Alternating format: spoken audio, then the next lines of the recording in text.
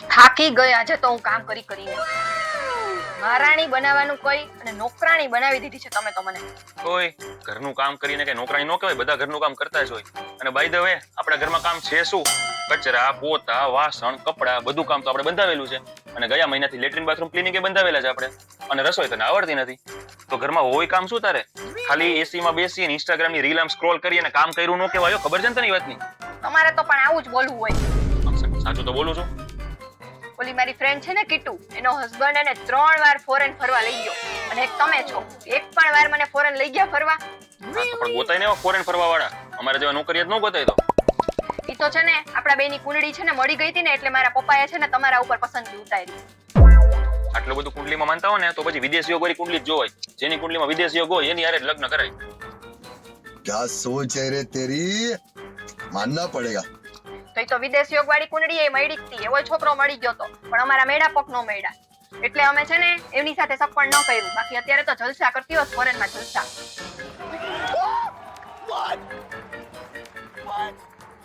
ક્યાંથી મળે મેળાપક?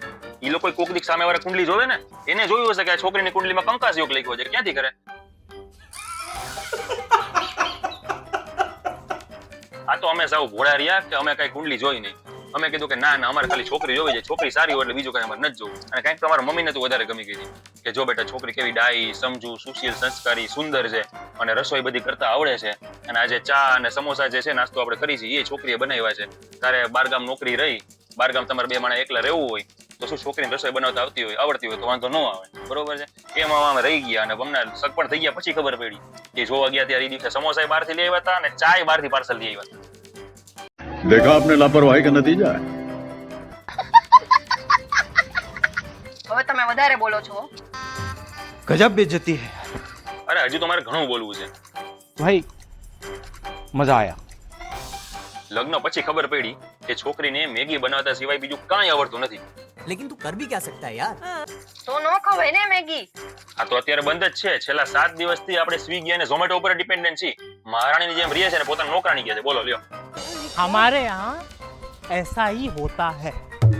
આવું તો મારા પપ્પાએ ક્યારેય નથી કીધું મને. હા પણ અત્યારે તો એ જલસા કરે છે ને વાવાઝોડું મારા તરફ મોકલીને.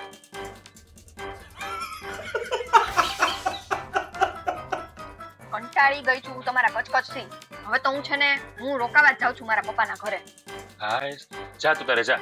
જરાય ઉતાવળ ન કરતી, આરામથી 3-4 મહિના રોકાઈને આવજે. બરોબર છે? એટલે એમને ખ્યાલ આવે કે આ ચક્રવાત કેટલો વ્યાપક થઈ ગયો છે.